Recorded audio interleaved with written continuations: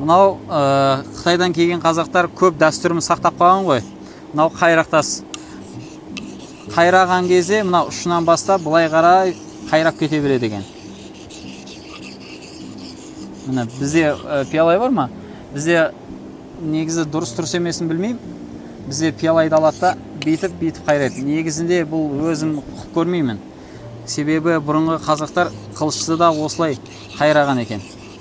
Міне судағы қояды, мына қайрақтас таудағы тас. Бұл енді сатылмайды базардағы қайрақ сияқты. Соны айтайын дегенмін. Міне малды қайрайтын пышақ осы.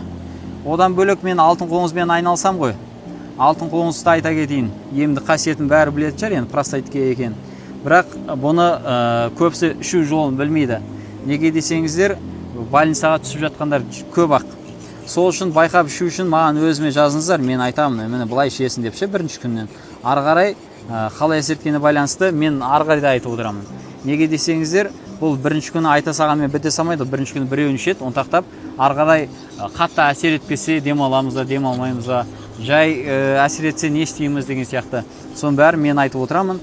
Бұл тағымда бізде күшала бар, күшала туралы видео түсіріп қойғанмын. Оны алдыңғы видеолардан қарасаңыздар да болады.